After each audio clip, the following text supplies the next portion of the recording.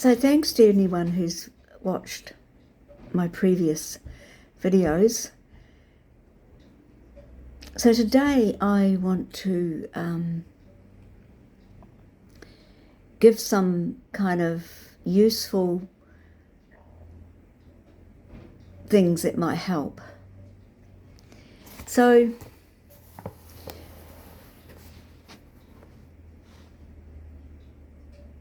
the first thing I want to talk about is after I was pack raped in that home invasion, which woke me up. It's how I describe it now. There was a doctor speaking about 3 months after it happened, and her name was Dr. Kubler-Ross, and she'd come to Wellington to give a talk.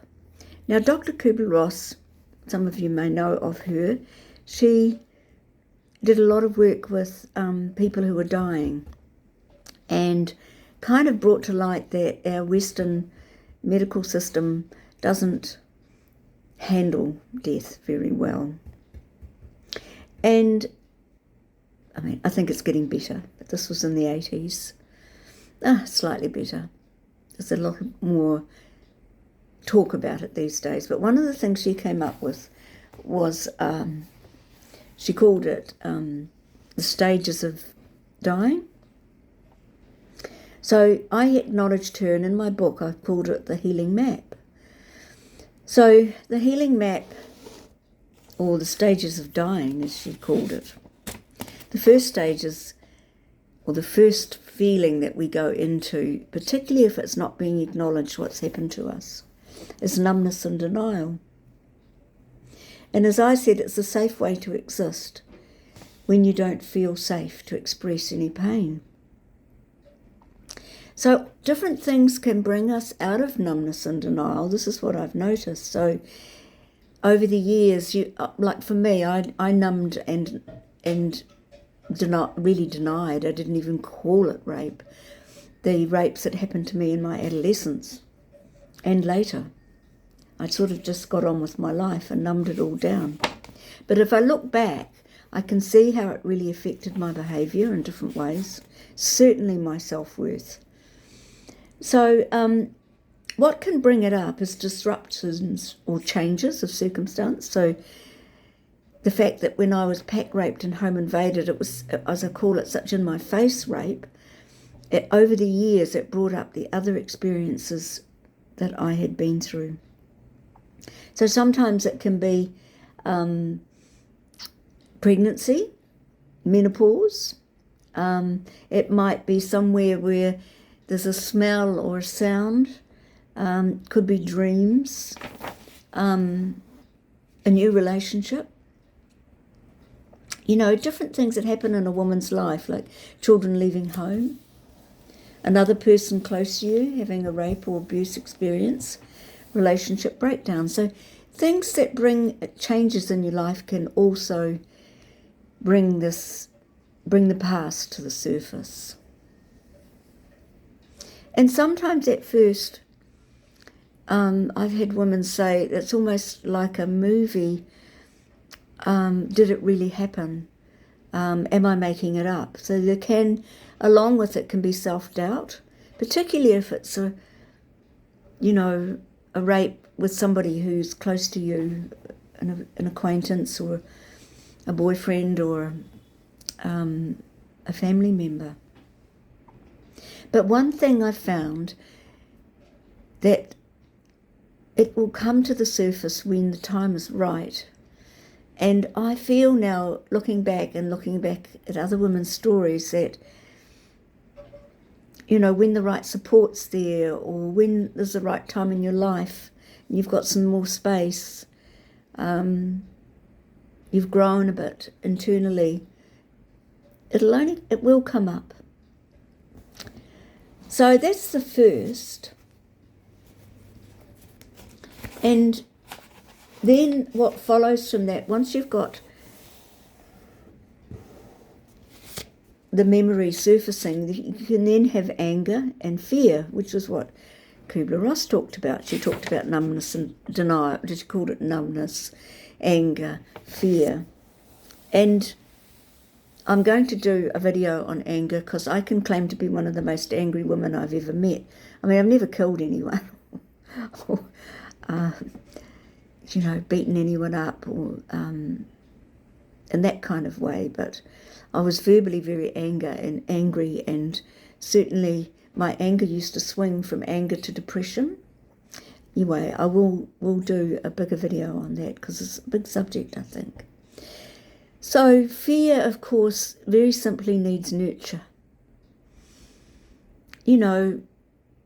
Love, if you've got it. I didn't have much of that around me, but, sometimes it's just curling up and with a blanket and your dog and a hot water bottle. It's really a calling to start looking after yourself. And then the next part of the journey, and it's not like a linear, it's not like 1, 2, 3, 4. It's kind of can be interwoven together. And then I talk about acceptance. So the person who's dying goes through a place of where they come to accept it. Kubler talked about this, Dr. Kubler-Ross talked about this. With the right nurture around them, the right situation, because it makes it easier for them to complete their journey. So it's kind of starting to, you're starting to realise that, all these things have happened to me. I've been through something. This is important. It's big. It's got symptoms. And from that point, when you begin to truly accept that I've had this happen to me, you then can really fully begin to integrate. And that integration I'll talk about is finding ways that help you heal. And these are personal. And then Kubler's 5th stage was death, of course, but this is, I've changed it to coming home. So it's coming home is about living fully in your path, in charge of your healing journey. You become strong, living and discovering your life and who you are. And who you are, in my case, had been buried for a very long time. I grew up in the 50s in a certain quite restrictive culture, it was back then. But where I am now, I find aspects of myself that were always there as a child. My love of nature, my love of gardening. And it's finding these things for yourself so you can nurture yourself and grow your life force, as I've said, so you grow it within yourself. Now,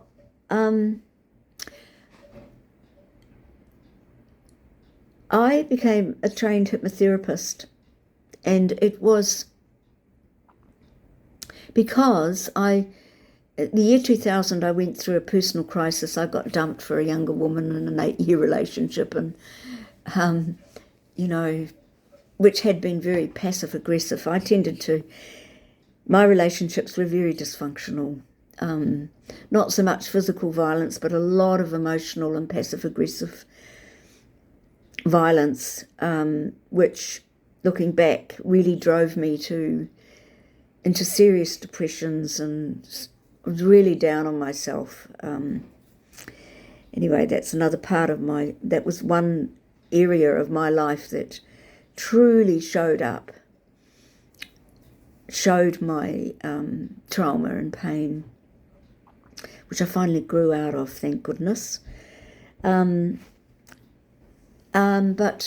I went through this period where the way I was dumped was pretty harsh, and it was kind of like a final straw, a big straw. I couldn't sleep. I couldn't eat. I got to work.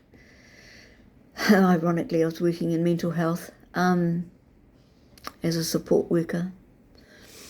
I managed to just stay on the planet, but I was seriously contemplating suicide quietly, and I began to tidy up my affairs. So in the not sleeping, I was watching, back in the day, year 2000, I was watching crazy infomercials on the TV at night to try and get my head to stop thinking what it was thinking, which was all negative. And this guy came up with this infomercial and it said, change your life, listen to these tapes. So I was desperate and I went out and bought them, $100 worth. It was a lot of money back then. And they were tapes, cassette tapes, and I plugged them in. To cut the long story short, they happened to be hypnosis. So I plugged them in, and I kid you not, after the first week of listening to one every day, I began to feel better. Some of my symptoms were disappearing, and I thought, this is interesting. So I kept plugging them in, and I listened to them more than once a day because I feel better afterwards. And by the end of 6 weeks, I wanted to live again. It had passed. And I was looking at the world quite differently, and I thought, is this how people experience life? You know, I had a lot of my background negative thinking had stopped, a lot of it. It was just quite a space. And I studied hypnotherapy, and I believe what happened is that we've got lots of responses, but there's a system called the relaxation response in our body and a fight-flight system. So when you've been raped, the fight-flight system gets turned on, and it should be just like a really well-working smoke alarm that you only have a response when you need it, when you're in serious danger, you know, like, as they say, running from the tiger. But when you've been raped, it's triggered bang, bang, bang. And for me, you know, it was symptoms like not being able to park underneath in a car park under a building. I couldn't go to the supermarket when it was too noisy and too lit. And if there was ever a big noise, I'd jump out of my skin. So I had lots of symptoms. But listening to the hypnosis tapes, because it's unconscious, and I call it cognitive therapy with relaxation, it actually reset my fight-flight response. I was feeling more relaxed. And hypnosis is always done in a positive way.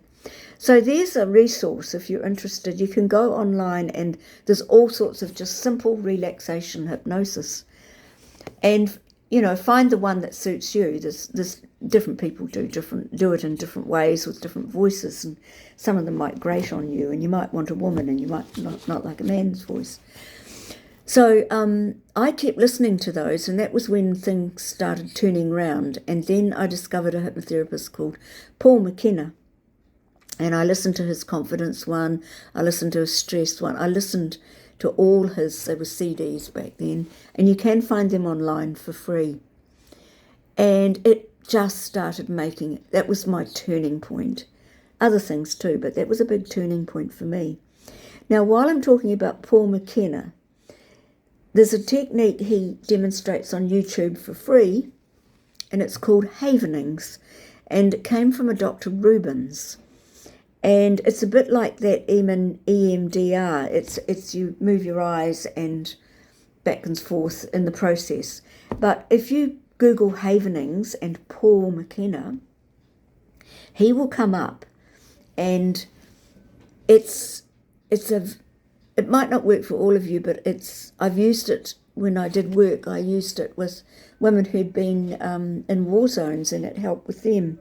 And of course it's free, and it's something you can do yourself, and it won't cause you any harm. It doesn't have side effects.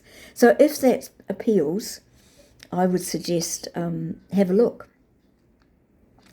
Now, the other thing I have recently come up with on my Facebook feed, a Dr. Jessie Taylor, who's a psychologist, and she's amazing. She's starting to write about, she wrote an article for Substack about how society responds to the trauma of rape.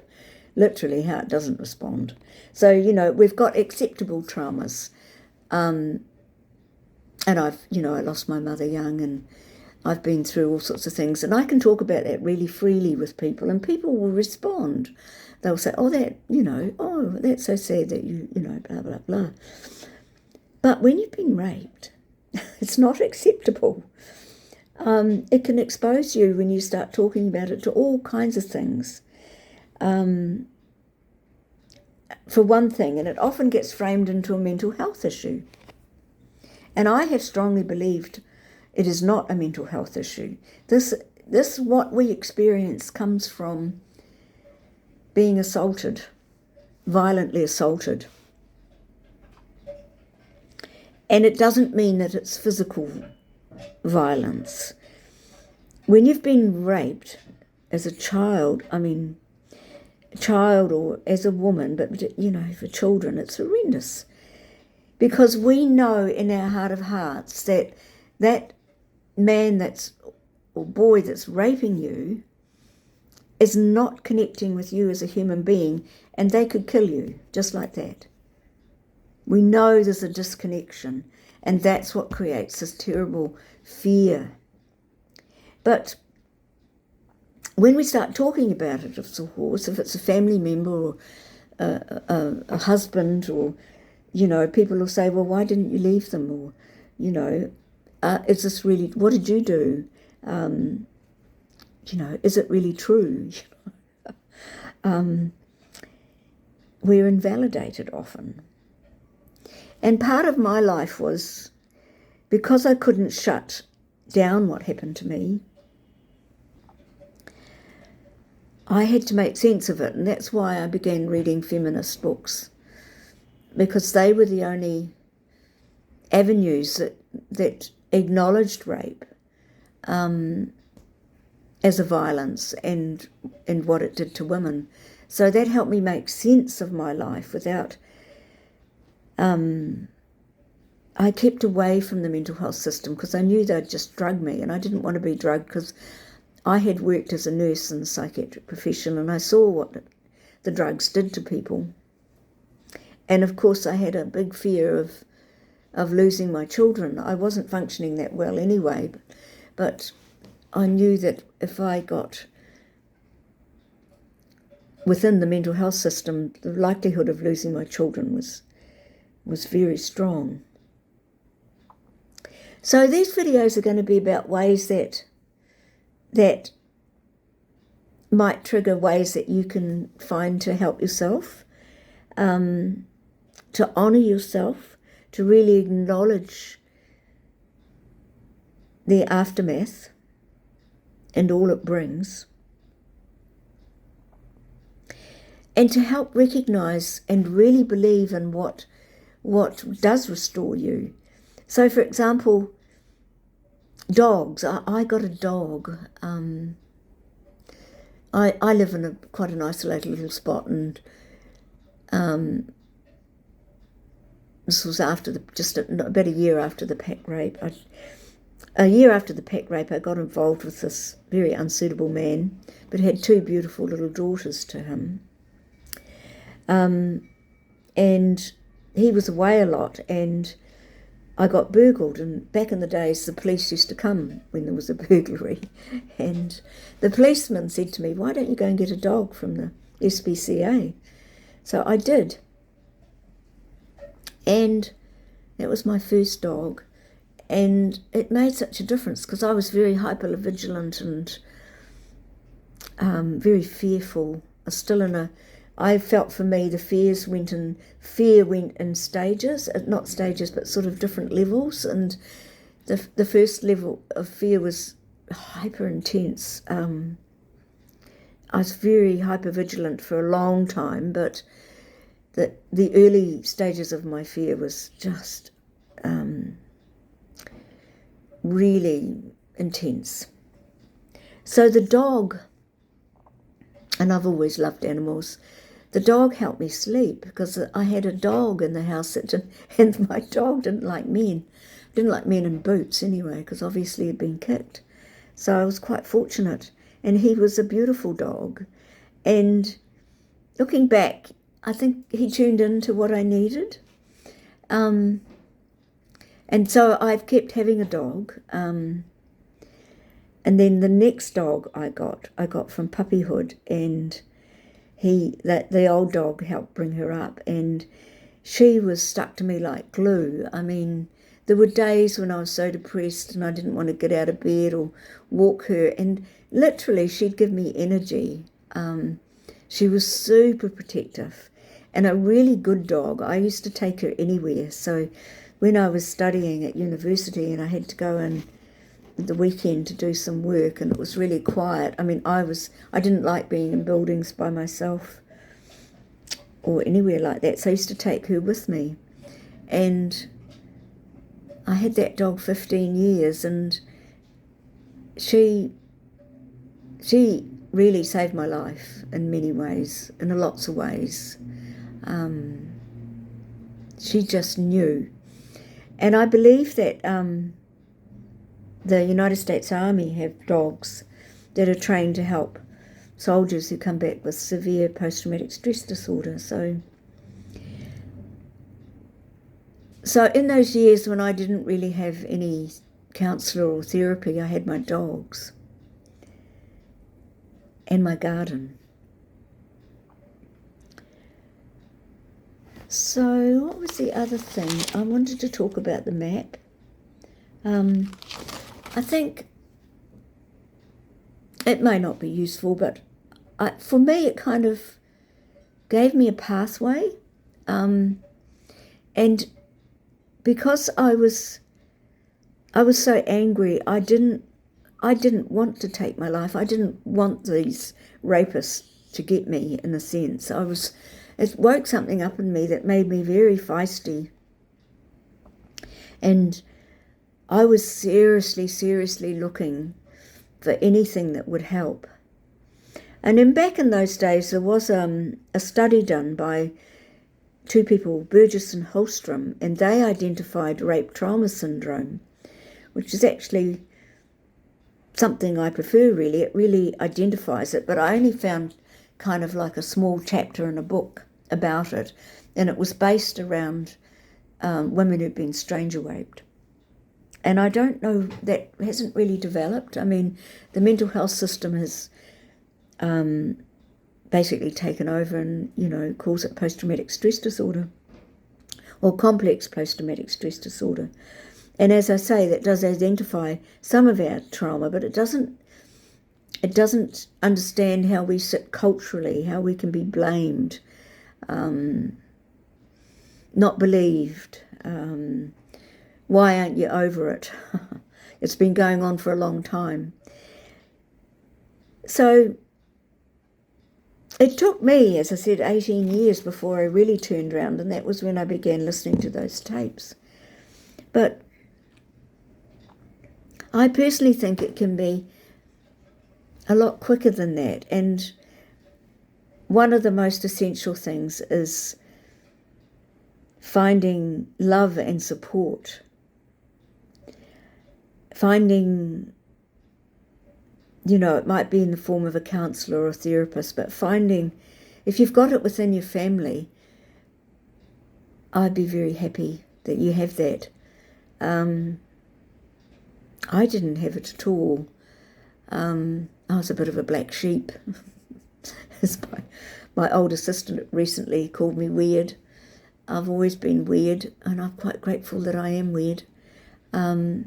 But part of that came from, I lost my mother. My mother died when I was 12, and I was pretty much on my own from that point of time. So I sort of was free to find my own path through life in many ways, for which I'm grateful for, because I've had to kind of, dig my own path.